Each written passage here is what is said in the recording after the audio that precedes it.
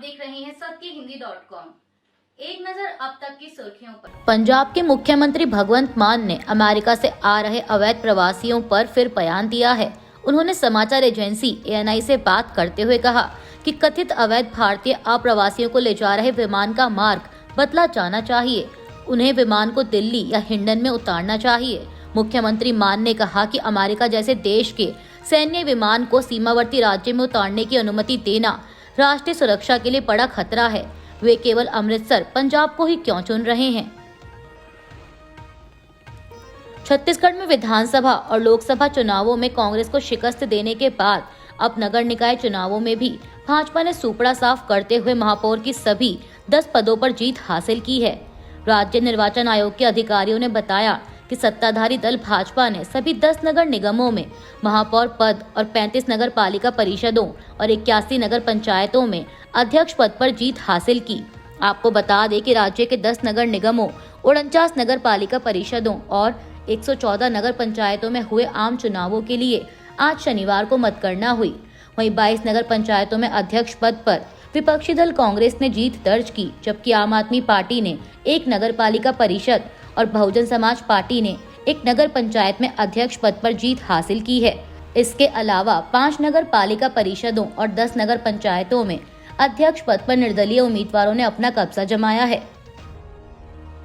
असम के मुख्यमंत्री हेमंत बिस्वा शर्मा और कांग्रेस सांसद गौरव गोगोई के बीच जुबानी जंग जारी है। दरअसल आपको बता दें कि मुख्यमंत्री शर्मा ने कांग्रेस नेता गोगोई की ब्रिटिश पत्नी एलिजाबेथ कोलबर्न के ISI से कथित संबंधों का आरोप लगाया था।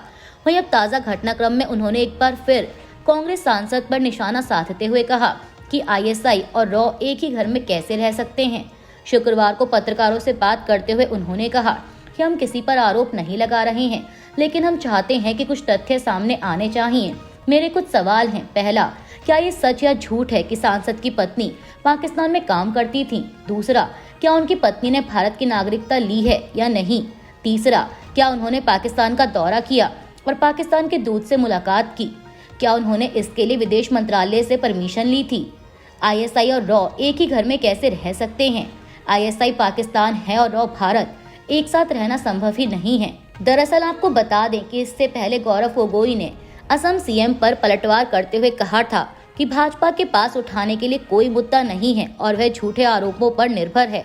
इसके साथ ही कांग्रेस सांसद ने ये भी कहा था कि अगर मेरी पत्नी पाकिस्तान की ISI एजेंट है तो मैं भारत का रॉ एजेंट हूँ। मुझे कोई आपत्ति नहीं है अगर एक परिवार जिसके खिलाफ कई मामले और कई आरोप हैं वह मेरे खिलाफ आरोप लगाता है।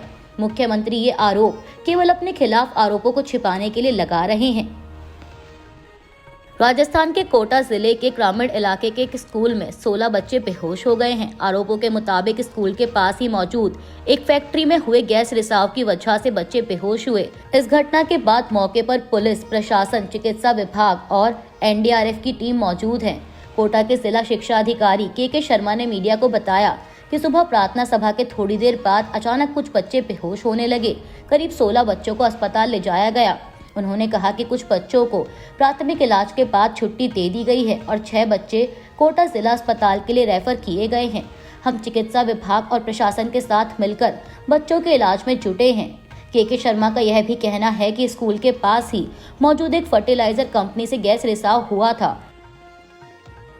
कोटा के एक स्कूल में बच्चों के बेहोश होने की घटना की खबर मिलने पर कोटा ग्रामीण पुलिस अधीक्षक सुजीत शंकर भी मौके पर पहुंचे। उन्होंने मीडिया से कहा कि स्कूल में बच्चों के बेहोश होने के कारणों की जांच कर रहे हैं। बच्चे किस कारण बेहोश हुए यह अभी कहना जल्दबाजी है। हम घटना की वजहों की जांच कर रहे हैं। समाचार एजेंसी PTI के मुताबिक यह घटना स्मिलिया पुलिस थाना इलाके में हुई। दुनिया के नंबर 1 और इटली के टेनिस खिलाड़ी यानिक सिनर पर 3 महीने का प्रतिबंध लगाया गया है। मीडिया रिपोर्ट्स के मुताबिक उन्होंने इसे स्वीकार कर लिया है। दरअसल इससे पहले वर्ल्ड एंटी डोपिंग एजेंसी यानी WADA और सिनर के बीच पिछले साल के डोपिंग के एक मामले पर समझौता हुआ था। वहीं अब पिछले महीने ऑस्ट्रेलियाई ओपन जीतने वाले 23 वर्षीय खिलाड़ी यानिक सिनर पर 9 फरवरी से 4 मई तक प्रतिबंध रहेगा और इसके बाद वो फ्रेंच ओपन में खेल सकेंगे। यानिक सिनर की ओर से उनके वकीलों ने हाल ही में बयान जारी किया था। इसमें उन्होंने कहा था कि यह मामला लगभग 1 साल से चल रहा है। WADA चाहता था कि यानिक सिनर पर 2 साल तक का प्रतिबंध लगे। लेकिन शनिवार को उसने खिलाड़ी की उस बात को माना जिसमें उन्होंने कहा था कि वो अनजाने में प्रतिबंधित क्लोज टेबल के संपर्क में आ गए। आम आदमी पार्टी के 3 पार्षद शनिवार को भाजपा में शामिल हो गए, जिसके बाद अब आगामी एमसीडी महापौर चुनाव में पार्टी की जीत की संभावना बढ़ गई है। पीटीआई की एक रिपोर्ट के मुताबिक पार्षदों का स्वागत करते हुए दिल्ली भाजपा अध्यक्ष वीरेंद्र सचदेवा ने कहा कि दिल्ली में ट्रिपल इंजन सरकार होगी। केंद्र, विधानसभा और नगर निगम स्तर पर सही समय पर इसे प्रधानमंत्री मोदी के विकसित भारत के सपने की राजधानी के रूप में विकसित करने के लिए। आपको बता दें कि ये तीनों पार्षद अनीता बसोया एंड्रयूसगंज, निखिल चपराना हरिनगर और धर्मवीर आर.के. पुरम से हैं। दिल्ली के पूर्व मुख्यमंत्री अरविंद केजरीवाल के पूर्व आवास 6 फ्लैगस्टाफ रोड स्थित बंगले के विस्तार के लिए संपत्तियों के कथित विलय और इसके अंदरूनी हिस्सों पर किए गए खर्च की सीवीसी द्वारा जांच के आदेश दिए गए हैं। इस पर प्रतिक्रिया देते हुए आम आदमी पार्टी की मुख्य प्रवक्ता प्रियंका कक्कड़ ने कहा कि मुझे लगता है कि दिल्ली के लोगों ने भाजपा को चुना है और कम से कम अब उन्हें लोगों के लिए काम करना शुरू कर देना चाहिए। उन्होंने दिल्ली के लोगों से कई वादे किए हैं और सबसे प्रमुख वादा यह था कि 8 मार्च से महिलाओं को 2500 रुपए प्रति माह मिलना शुरू हो जाएगा। उन्हें उस पर काम करना चाहिए। अगर 6 फ्लैग स्टाफ में किसी भी मानदंड की अवहेलना की गई थी तो उन्हें मीडिया को अंदर जाने देना चाहिए था। उन्होंने ऐसा नहीं किया क्योंकि वे जानते थे कि अगर मीडिया अंदर जाता तो वे देख पाते कि कोई स्विमिंग पूल, गोल्डन टॉयलेट या मिनी बार नहीं है। अमेरिका में रह रहे भारतीय प्रवासियों को वापस भारत भेजे जाने की खबरों के बीच पंजाब के मुख्यमंत्री भगवंत मान का बयान इस समय सुर्खियों में बना हुआ है। जहां एक तरफ बीजेपी उनके बयान की निंदा कर रही है तो वहीं कांग्रेस नेता का उनके पक्ष में बयान आया है। दरअसल आपको बता दें कि समाचार एजेंसी पीटीआई की खबर के मुताबिक 15 फरवरी को 119 भारतीयों को लेकर एक विमान अमेरिका से पंजाब पहुंच सकता है। इस पर पत्रकारों से बात करते हुए भगवंत मान ने कहा था कि अब कह रहे हैं कि 119 में से 67 पंजाब के हैं, तो इसलिए विमान को अमृतसर उतारेंगे। तो फिर पहली बार अहमदाबाद क्यों नहीं उतारा? क्योंकि पहली खेप में तो 33 लोग गुजरात के थे, 33 हरियाणा के थे, तो फिर अम्बाला क्यों नहीं उतारा? जब फ्रांस से रफाल आता है तो उसको तुम अम्बाला में उतारते हो, हमें बच्चा समझते हो क्या? ये पंजाब को बदनाम करने की बीजेपी की साजिश है और हमेशा रहती है। भगवंत मान के इसी बयान पर पंजाब भाजपा का कहना है कि जो लोग अमेरिका से डिपोर्ट होकर आ रहे हैं उनमें ज्यादातर पंजाब के हैं। पंजाब भाजपा के महासचिव अनिल सरीन ने कहा कि जो लोग डिपोर्ट होकर भारत आ रहे हैं इसमें कोई दो राय नहीं है कि उसमें अधिकतर पंजाब के हैं।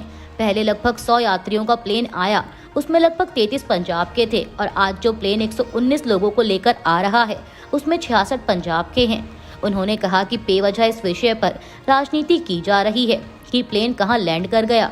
विषय तो ये है कि इन लोगों को अमेरिका में अवैध रूप से किसने भेजा, चाहे पंजाब के लोग हों या अन्य क्षेत्रों के। ये लोग अपना लाखों रुपए खर्च कर, अपनी जमीन बेचकर, मुश्किल से पैसे जुटाकर इन ट्रैवल एजेंट्स को पैसे देकर अवैध रूप से विदेश गए। अनिल सरीन ने सवाल किया कि पंजाब सरकार बताए कि उन ट्रैवल एजेंट्स पर क्या कार्रवाई की गई। जो 33 लोग पहले वापस आए वो किन ट्रैवल एजेंट्स के माध्यम से गए थे, इसके ऊपर अब तक क्या कार्रवाई की गई, ये पंजाब सरकार बताए। जिस तरह की भाषा पंजाब के मुख्यमंत्री ने प्रधानमंत्री जी के लिए इस्तेमाल की, मैं उसकी कड़ी निंदा करता हूँ। पंजाब के मुख्यमंत्री भगवंत मान के बयान पर कांग्रेस सांसद मनीष तिवारी ने कहा कि बुनियादी बात यह है कि जो लोग अमेरिका गए थे, चाहे वो पंजाब से थे या गुजरात से या फिर हरियाणा से, वो सभी आर्थिक मौके के लिए अमेरिका गए थे। भगवंत मान की बात बिल्कुल सही है कि उनको पंजाब में क्यों लाया जा रहा है। यह विमान दिल्ली में भी लैंड कर सकता था। कांग्रेस नेता ने पूछा कि आप क्या संदेश देना चाह रहे हैं? आप यह संदेश देना चाहते हैं कि जो लोग बाहर जाते हैं वो सिर्फ पंजाब से जाते हैं?